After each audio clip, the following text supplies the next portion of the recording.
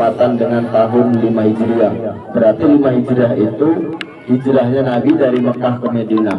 Bahkan ini sudah melewati perang Badar dan perang Uhud. Ini kenapa saya mengambil kisah daripada perang Khandaq ini. Perang Khandaq ini termasuk bagaimana kita berpolitik, bagaimana kita bernegosiasi, bagaimana kita menguras energi dan otak kita. Dalam perang Khandaq ini terjadi disebabkan oleh ketika itu Madinah itu ada 3 golongan kaum Yahudi, yaitu 3 suku. Yang pertama ada suku Qainuqa, kemudian Qaynuqah, dan satu lagi Nadir.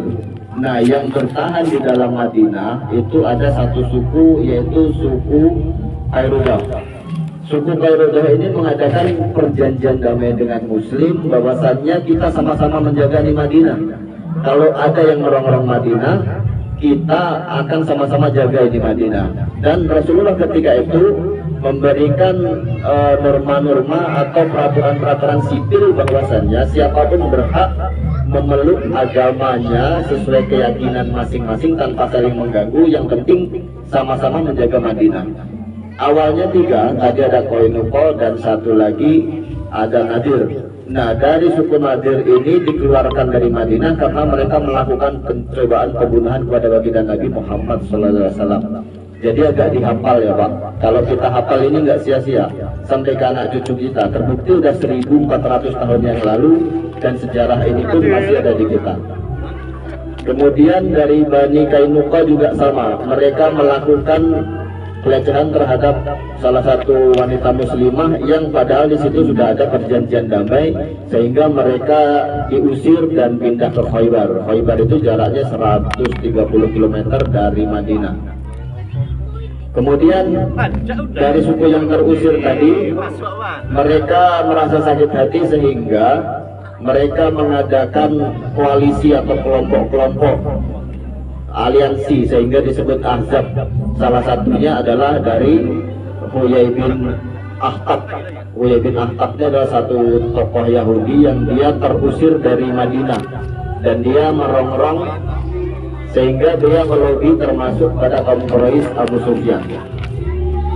Sehingga pasukan ini terkumpul sekitar 10.000, sementara ketika itu di Madinah kaum muslimin dalam kondisi pasukan 3.000 pasukan dan itu sudah tercampur dengan yang munafik. Munafik ini dia Islam, tapi kalau dia menghindar dia akan ketahuan, otomatis dia ikut aja lah. Jadi dengan kondisi sekarang ini kita konsentrasi dulu ya. Jadi kan kita bersaing dengan yang ada acara di sana, tapi kita fokus di sini. Mudah-mudahan bermanfaat. Kemudian setelah mereka beraliansi dan terkumpul 10.000 pasukan, mereka mengkonsolidasikan diri di Mekah untuk bergerak ke Madinah. Itu perjalanan dari Madinah kalau ditempuh biasa berdasarkan riwayat mencapai waktu 4 hari atau 3 hari tembus, tapi dengan pasukan perang maka waktu yang dibutuhkan sekitar 1 minggu sampai 7 hari. Jadi beberapa mata-mata Rasulullah itu tidak melepaskan setiap musuh-musuhnya begitu saja, pasti ada intel-intelnya. Ini tadi yang dimaksud bahasanya ada peran politik di sini, sehingga mereka menyampaikan, ya Rasulullah, sepertinya sebagian pasukan yang 10.000 dari Mekah akan menginvasi Madinah dan mereka bergerak cepat dalam waktu 1 minggu.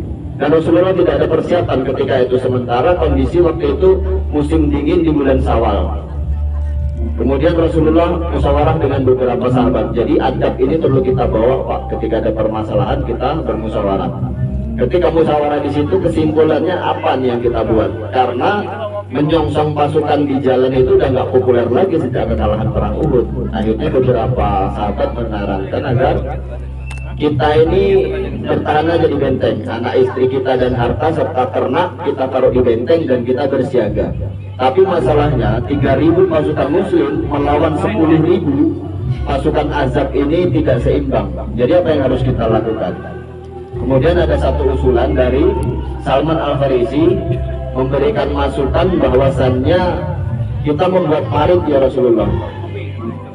Dan membuat parit dalam peperangan itu sudah lazim di Persia, tapi tidak pernah ada di bumi Arab. Di Arab itu tidak mengenal, bangsa Arab itu tidak mengenal parit. Jadi bangsa Arab itu tidak pernah membuat pertahanan tempur dengan parit, sehingga Rasulullah membuat parit. Ketika itu dipilih 1000 pasukan yang sekiranya bisa pasti dikasih jatah untuk membuat parit. Sekiranya parit itu yang diloncati kuda terbaik, perang tidak bisa. Jadi dalam riwayat ada yang mengatakan lebar parit itu 7-15 meter, kemudian dalamnya 5 meter. Barang siapa yang sudah masuk tidak bisa keluar. Itu tujuannya. Karena 3000 pasukan muslim ini tidak semuanya solid ya, itu sudah tercampur dengan munafik.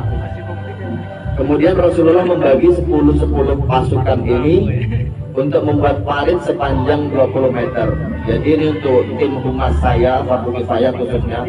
Jadi kalau saya ingat kisah ini, ya kita ngutip itu nggak masalah lah, daripada kita suruh bikin parit 20 meter dengan lebarnya itu 7-15 meter. Tujuannya kuda itu nggak bisa melompati.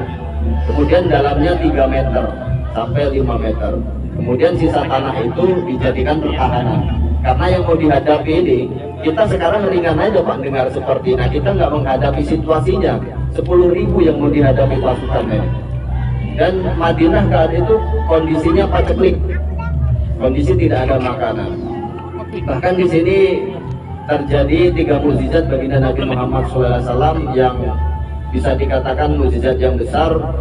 Ketika itu ada beberapa sahabat yang lapor kepada Nabi, ya Rasulullah, kami ini dalam keadaan lapar katanya, sehingga mereka membuka bajunya.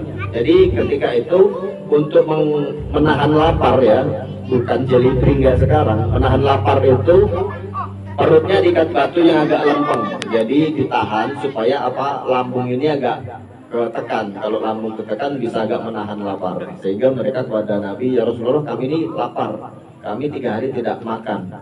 Karena mereka harus berkemah di parit dan kalau pulang harus izin, karena informasi ini nggak boleh bocor.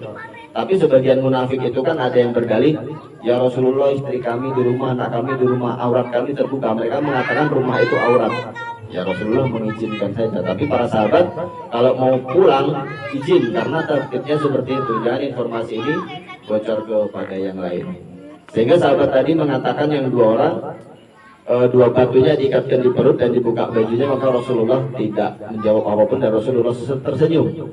Ketika itu Rasulullah juga menarik jubahnya dan Rasulullah sudah mengikatkan batunya 3. Jadi maknanya itu, ya kamu lapar, saya lebih lapar gitu. Nah apa yang terjadi? Jabir melihat itu, sahabat Jabir radhiyallahu anhu itu melihat kejadian itu, sehingga dia, ya Rasulullah izinkan saya pulang. Jadi itu di Handak itu satu lingkungan ya, satu tempat yang posisinya di sebelah selatannya itu ada Mekah. Jadi pasukan itu dari Mekah, jadi mereka itu berjaga di timur. Nah ketika itu maka Jabir pulang dan dia bertanya kepada istrinya, wahai istriku, sungguh menyedihkan saya melihat keadaan baginda Nabi. Apa yang terjadi katanya? Rasulullah dalam keadaan kelaparan katanya. Lalu bagaimana? Apa yang kau punya? Kata Jabir. Tidak ada makanan, yang ada tinggal 1 sok gandum. 1 sok gandum itu kalau dikonversi sekarang sekitar 3-5 kilo. Kemudian ada kambing kau yang kecil, jika engkau mau potonglah dan saya akan membuatkan roti kepada baginda Nabi dan akan kami buatkan kari. Nah, jadi dipotonglah. Jabir tadi kan sudah izin. Nah mungkin ada beberapa yang sudah mendengar kisah ini. Ini tidak bertabrakan sama sekali. Beberapa riwayat memang berbeda tapi jalurnya tetap sama. Ketika sudah jadi, maka istri Jabir berkata, jangan mempermalukan saya, panggil Rasulullah dan beberapa sahabat saja, 4 atau berapa atau 3 gitu. Maka Rasulullah berdiri, maka Jabir datang lagi ke parit. Jadi 10 orang itu jatahnya seperti tadi Pak ya, masih ingat ya, 10 orang itu jatah paritnya itu panjang 20 meter, dalam 3 meter sampai 5 meter, lebarnya 7-15 meter. Ini nggak ada pertahanan lagi, karena ketika itu mereka berpikir kalau 10.000 pasukan ini sampai Madinah selesai Islam, nggak ada lagi cerita, karena memang mau diselesaikan. Suku Ghatafan 4.000 itu dia paling jengkel kepada Nabi karena mereka pernah dikalahkan sebelum menyerang Madinah. Kaum Quraisy juga 4.000 demikian, karena mereka pernah dipermalukan mereka menantang perang Badar yang kedua dan pasukan Rasulullah datang, mereka nggak datang. Akhirnya bagi mereka harga diri itu tinggi. Sebagian orang mengira bahwasanya pasukan Quraisy ini pengecut. Kemudian 2000 sebagian ini adalah dari Yahudi yang mengompori tadi. Ada 3 suku tadi.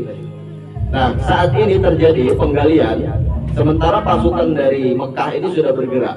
Jadi mereka sudah dapat 2 hari. Mereka bergerak membawa logistik nggak bisa cepat. Jadi waktunya sekitar 1 minggu dan Rasulullah itu mengejar 6 hari parit ini udah kelar. Nah, kembali kepada Jabir radhiyallahu anhu tadi, maka Jabir berkata kepada Rasulullah, "Ya Rasulullah, saya punya makanan sedikit." Maka sampaikan kepada beberapa sahabat, mungkin maksudnya beberapa sahabat utama ya, Abu Bakar segala macamnya gitu. Maka Rasulullah, apa yang ada di rumahmu? Maka kami membuat kari. Kami membuat kari dan juga roti dari gandum. Ketika itu orang lagi duduk. Rasulullah berkata kepada yang lain, "Wahai Muhajirin dan Ansor," nah, kan dapat nggak? Itu Muhajirin dan Ansor itu. Kita diundang Jabir makan. Maka Jabir terkejut dengan keadaan tersebut dan para sahabat yang 1000 ini mereka berteriak gembira karena sudah 3 hari tidak makan. Dengan kondisi itu, seperti 3 hari nggak makan itu, yang pertama orang Madinah sudah tidak bisa keluar Pak, karena terjebak di situ. Kemudian musim dingin ketika itu. Jadi dia mengatakan, "Ya Rasulullah, makanan kami cukup 3 atau 4 orang saja." Maka Rasulullah mengatakan, "Pulanglah dan jangan sentuh makanan tersebut." Ketika Jabir sampai di rumah, sebelum sampai ke pintu ya, maka dia sudah berteriak, "Wahai istriku, saya dipermalukan oleh Rasulullah," katanya. Apa yang terjadi? Bahwasanya Rasulullah mengundang semua orang yang di parit sekitar 1000, memang 1000 mereka untuk datang ke tempat kita. Maka istrinya mengatakan, "Bukankah kau tahu bahwasanya porsi kita ini cukup 3-4 orang saja?" Ya, ini perilaku Rasulullah katanya. Jadi bukan merendahnya, maksudnya dia bingung Jabir. Ketika pasukan sudah datang, maka Rasulullah melihat masakan Jabir tadi. Sementara pasukan yang lain ini udah 3 hari nggak makan dan 3 hari ke depan juga nggak tahu apa yang harus dimakan. Maka Rasulullah mengatakan, "Panggil 10 pembuat roti dari kalangan ibu-ibu." Jadi kalangan ibu-ibu ini dipanggil, suruh membuat roti. Jadi setelah melihat mana adonan roti tadi yang gandum tadi, jadi 10 wanita ini mengatakan, "Apa yang harus kami buat dengan ini?" katanya. Ini perintah Rasulullah. Jadi setelah mereka dibuatkan roti, jadi konsep rotinya itu ketika adonannya ditarik, dia dipanaskan di api gitu. Mungkin kalau yang pernah lihat YouTube orang-orang di luar itu, dia seperti roti bakar dia. Dia cepat ditarik, dibakar, dibakar. Jadi Rasulullah memerintahkan 10 orang masuk makan sampai kenyang. Bahkan Rasulullah ketika itu tidak membatasi seberapa mereka kenyang karena tidak ada makanan. Dan yang makan ini adalah orang yang udah 3 hari tidak makan dan 3 hari ke depan nggak tahu ada makanan atau tidak. Jadi mereka sampai kenyang. Ketika itu udah selesai 10.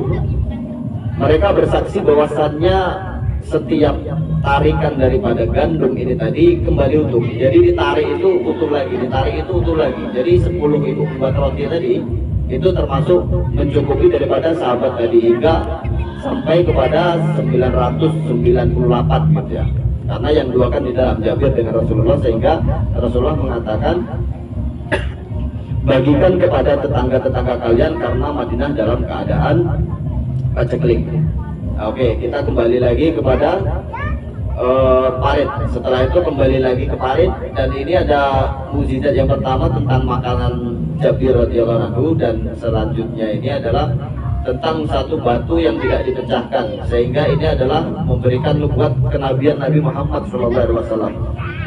Para sahabat mengadu, "Ya Rasulullah, ada satu batu yang tidak bisa kami pecahkan." Maka Rasulullah itu cerdas. Kalau ada orang sakit mengadu pada Rasulullah, tahu solusinya. Misalnya tidak bisa memecahkan sesuatu juga, Rasulullah punya solusinya.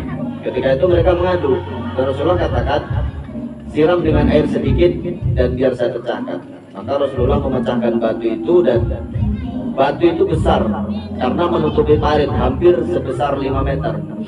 Maka ketika Rasulullah memecahkan batu itu satu kali pukulan terpendar cahaya dan semua menyaksikannya, maka Rasulullah mengucapkan Allahu Akbar.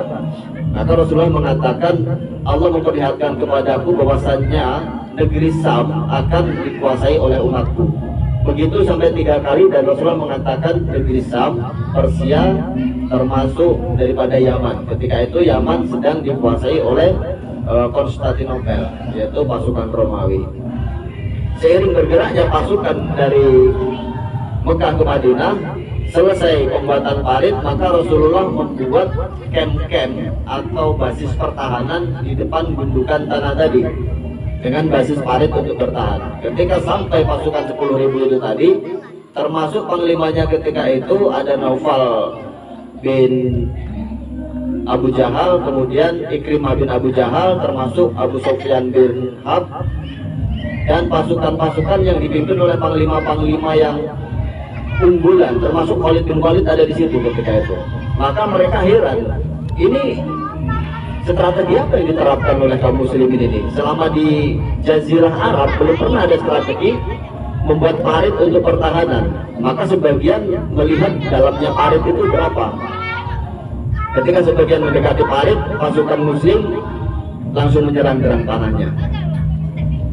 Kemudian mereka dari 10.000 pasukan ini tidak menyangka bahwasanya apa yang mereka hadapi seperti itu. Akhirnya mereka deadlock. Wah, kalau begini caranya nggak bisa juga kita masuk, cuman sia-sia, bunuh diri gitu bahasanya kan. Akhirnya mereka berpikir gimana solusi selanjutnya ini. Nah, mereka masih ingat bahwasanya di dalam Madinah tadi masih ada satu suku Yahudi yang belum diusir karena ada perjanjian damai, yaitu suku siapa tadi? Quraidah. Karena yang terusir tadi Nadir dan Qainuqa. Dan pencetus perang ini adalah dari suku Nadir. Maka Abu Sufyan berpikir, ini posisi kaum Quraidah ini di dalam Madinah ya, berarti di dalam parit gitu. Istilahnya kayak di Laguna 4-nya. Sementara kita standby di Laguna 1. Sementara di posisi yang lain itu Rasulullah tidak meletakkan pasukan karena satu-satunya akses masuk itu dari depan. Kemudian Abu Sufyan berpikir, Abu Sufyan ini adalah salah satu kaum kafir Quraisy ketika itu untuk menghancurkan Madinah. Bagaimana kalau Madinah ini diserang dari dalam? Diserang dari suku Garuda. Maka diutuslah tadi Ka'ab bin Nafal untuk bernegosiasi pada orang yang mengadakan perjanjian di dalam tadi. Didatangi secara diam-diam, kemudian diketuk pintunya. Ka'ab, bukakan pintu, karena pemimpinnya bernama Ka'ab. Ka'ab, bukakan pintu kepadaku. Ka'ab bin As'ad, bapaknya As'ad. Maka Ka'ab langsung menjawab, saya tidak mau membukakan pintu kepadamu. Yang mengetuk pintu adalah Umayyah. Maka dia mengatakan, saya tidak mau berurusan dengan Muhammad karena dia sedang mengadakan perjanjian damai, tapi dia tidak perang. Mereka punya benteng sendiri, punya pasar sendiri, gitu bahasanya. Namun setelah dibujuk-bujuk, mereka mengatakan, kalau kamu tidak membukakan pintu, maka akan saya sampaikan bahwasanya kamu termasuk orang yang pelit. Apalagi sekarang suku-suku Arab sedang berada di sini. Maka dibukakan pintu karena dia tidak mau akan disebarkan isu kalau dia orang yang pelit. Setelah dibukakan pintu, dia mengatakan, sesungguhnya bukan urusan makan atau pelit. Sekarang kamu di sini ada perjanjian damai dengan Muhammad, kata dia. Iya benar. Terus kami ini sekarang ada 10.000 pasukan, udah pasti menang katanya. Udah pasti menang. Nah kalau kami menang, kamu masih dengan Muhammad, habislah kalian. Pasti kami serang juga. Mending gabung kami katanya. Udah pasti menang katanya. Jadi bimbang akhirnya, tapi saya ada perjanjian damai. Alah, itu belakangan ya. Maka akhirnya Quraidah yang satu sisa suku tadi di dalam Madinah ini, akhirnya mereka ini berkhianat. Maka dibakar surat perjanjian damai dengan Rasulullah tadi. Setelah itu mereka memberikan yel-yel bahwasannya mereka sepakat untuk memerangi Madinah dari dalam. Dan beberapa sahabat mulai curiga ini aktivitasnya apa ini mereka ini, aktivitas daripada kaum Quraidah ini. Akhirnya beberapa sahabat menginformasikan kepada Nabi dan Nabi mengutus Sa'ad bin Ubadah. Sa'ad bin Ubadah ini adalah orang Madinah yang punya bisnis dengan mereka. Jadi mau ngetes saat masuk, jadi mereka sudah menolak. Jadi kami nggak ada lagi perjanjian dengan kalian. Kami sudah bergabung dengan pasukan Ahzab. Pasukan Ahzab tadi udah 10.000 loh, ketambahan sekitar 700 sama 800 dari dalam. Bahkan Rasulullah ketika mendengar informasi ini, Rasulullah tidak langsung menyampaikan kepada pasukan yang di parit karena takut memecah konsentrasi. Saat kebingungan itu, maka Rasulullah itu, ini perang terjadi 1,5 bulan ya Pak, nggak sesingkat yang kita ceritakan. Perang ini hampir 45 hari dari pengepungan itu. Yang mengepung sama yang dikepung ini sama-sama bosan. Ini kita bayangkan, 1 bulan aja kita nunggu gaji, ya BTN aja ngerasa paling cepat. Cuman kita yang nunggu gaji ini gimana 1 bulan? Ini pengepungan terjadi 1,5 bulan atau sekitar 45 hari. Maka awal-awal penyerangan sebelum ada perjanjian dengan Quraidah ini kan semua panah itu dilempar. Bahkan ada waktu yang dimana dari pagi sampai maghrib itu panah itu dilemparkan tidak henti-henti. Bahkan Umar berkata ketika itu, ya Rasulullah, sesungguhnya mereka ini merepotkan kita katanya. Bahkan saya belum melaksanakan sholat asar ya Pak. Ini pengingat buat saya pribadi, buat bapak-bapak, buat semuanya. Ini kondisi perang Umar radhiyallahu anhu. Umar yang surganya sudah dijamin, 10 sahabat yang surganya sudah dijamin, termasuk Umar, Abu Bakar, Hudzaifah. Mereka masih ingat sholat di saat perang. Jadi mereka hanya mampu bertahan di perisai karena mereka memproduksi langsung karena sebagian kuda-kuda mereka mau menghancurkan tanah supaya tanah ini bisa dilewati untuk kuda-kuda mereka. Waktu kita 10 menit lagi ya Bapak Ibu. Kemudian apapun yang dilakukan tidak berhasil, maka mereka melaksanakan sholat maghrib, yaitu sholat asarnya dilakukan bersamaan sholat maghrib. Jadi ini menjadi hukum bahwasanya kalau kita tertinggal sholat dengan uzur syar'i ya, dengan uzur syar'i, bukan di mobil, bukan di motor, maka kerjakan dulu waktu yang tertinggal, kemudian mengerjakan sholat yang sudah tiba pada waktunya. Ini salah satu hukumnya terjadi seperti itu. Ketika itu maka Rasulullah berdoa, ya Allah hancurkan mereka ini, karena sudah seharian mereka ini kena serangan panah. Bahkan Bapak bisa tandain ya sekarang bahwasanya saking dasarnya perang Ahzab ini tertulis dalam Al-Quran di surat ke-33. Surat ke-33 dalam Al-Quran itu kurang lebih mengatakan bahkan keimanan mereka ini diuji. Para sahabat ini udah lelah juga, entah kalah, entah menang atau tidak, tapi mereka itu dalam tekanan yang luar biasa. Sehingga salah satu pertolongan daripada doa Nabi Muhammad tadi adalah salah satu pemimpin daripada kaum Quraisy, yaitu wakilnya daripada Abu Sufyan itu, sekitar agak-agak malam gitu mereka melemparkan satu anak panah. Jadi kalau satu anak panah ini bukan suatu pertempuran, jadi diambil. Ketika diambil, wahai muslimin, saya ingin masuk Islam, jumpakan saya dengan Muhammad katanya. Maka harus disampaikan pada Rasulullah dan jumpakan mereka, yaitu bernama siapa? Naim bin As'ad. Maka Naim bin As'ad ini kalau misalnya Abu Sufyan meninggal, dia yang jadi rajanya. Maka dia mengatakan kepada baginda Nabi Muhammad SAW, apa yang membuatmu ingin masuk Islam? Maka Naim berkata, sesungguhnya saya tertarik. Kita sudah 40 hari mengepung di sini atau 45 hari, tapi tidak ada gambaran-gambaran kemenangan, itu tidak ada. Bahkan untuk menuju bisa menembus Madinah saya tidak bisa, maka saya tertarik. Jadi ya Rasulullah berikan saya satu tugas, karena mereka tidak tahu keislaman saya.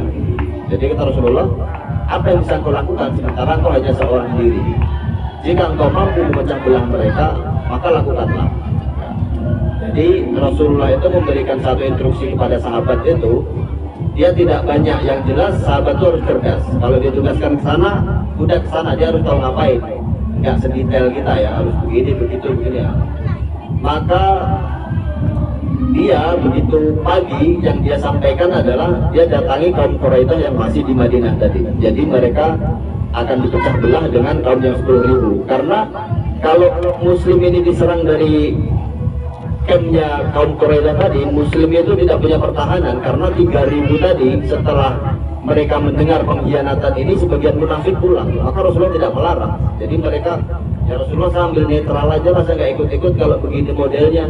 Karena mereka udah ketar-ketir, tidak 10.000 lawan mereka. Akhirnya sisa sekitar 1.500 dan yang di benteng per depan itu sekitar 300 pasukan saja.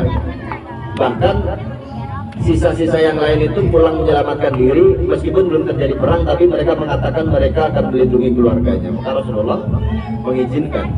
Jadi Rasulullah sudah tahu mana-mana yang munafik dan mana-mana yang tidak. Seiring berjalannya waktu tadi, maka Naim akan memecah belah. Begitu sampai di kaum Quraidah, dia mengatakan pilihan kalian ini dibayar mahal, katanya. Iya kalau kaum 10.000 itu menang, kalau kalah kalian kena ibasnya, karena kalian pasti akan dieksekusi oleh pasukan muslimin. Jadi supaya kalian aman dan pasti tidak ditinggal, coba kalian minta 10 tokoh-tokoh dari mereka untuk bersama kalian supaya kalian tidak ditinggal. Jadi paham Pak ya? Jadi ini orang yang di dalam Madinah, maka dipecah belah seperti itu supaya nggak ditinggalkan. Pasukan yang di bulan 10.000 itu kan pasukan yang dari Mekah. Sewaktu-waktu mereka bisa pulang, sementara Quraisy ini di dalam Madinah. Maka setelah mengatakan begitu, Naim juga mengatakan hal yang sama kepada pasukan yang 10.000 yang dari Mekah. Dia mengatakan, sepertinya saya dapat informasi yang valid kalau kaum Quraisy itu mau kembali perjanjian damai kepada Muhammad. Jadi mereka minta 10 orang untuk diserahkan ke Muhammad sebagai jaminannya. Ya mereka menyebut Muhammad, ketika yang beriman maka mereka menyebut kepada Rasulullah. Jadi Abu Sufyan tidak percaya. Jadi Abu Sufyan mendatangi sendiri dan memastikan, kayaknya kita besok serang aja, kamu buka gerbangnya, katanya. Karena gerbang dari situ satu-satunya bisa masuk. Maka mereka mengatakan, kami kan Yahudi, kami Sabtu nggak berperang. Oke, kalau begitu kita serang hari Ahad saja. Ya kalau begitu serahkan 10 orang kepada kami untuk jaminan, gitu bahasanya. Tapi versinya Abu Sufyan, oh berarti benar, dia ini memang mau memperbarui perjanjian damai, padahal mereka tidak. Ini adalah salah satu yang dilakukan daripada Naib tadi untuk memecah belah pasukan. Maka Abu Sufyan kembali, dan itu hari Sabtu.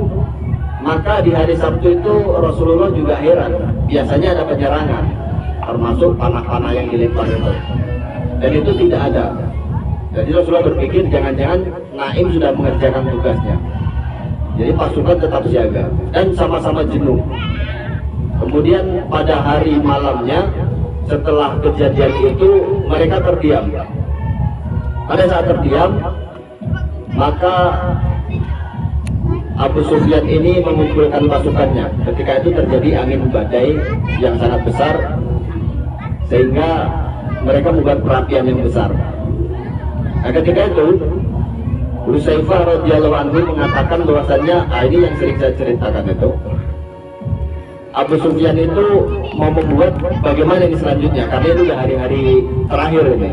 Maka karena siang tadi tidak ada pertempuran, maka Rasulullah agak curiga. Maka Rasulullah itu mengutus satu sahabatnya. Maka Rasulullah mengatakan, siapa yang sanggup untuk datang kepada pasukan mereka dan surga balasannya.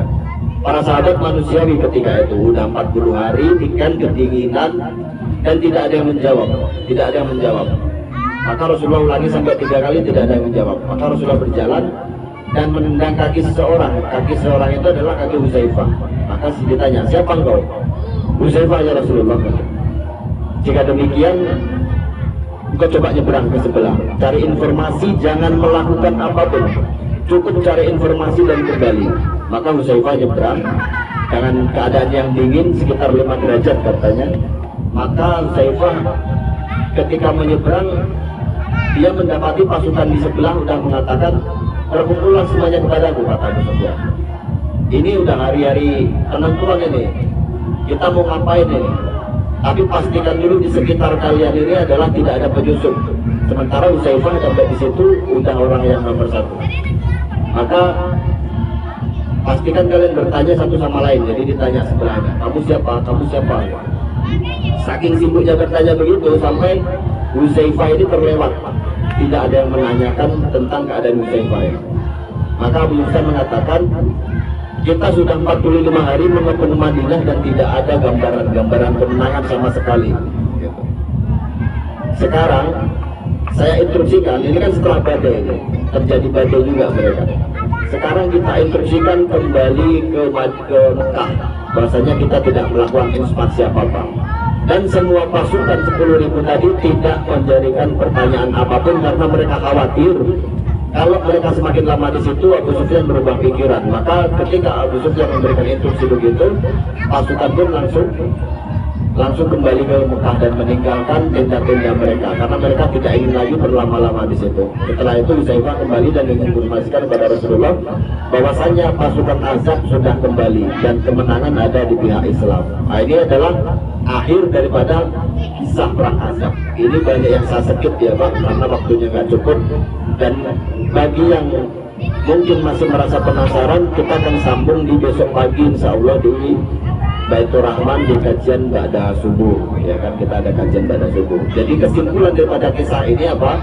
Karena ini eksekusi yang di dalam kompor itu belum ya.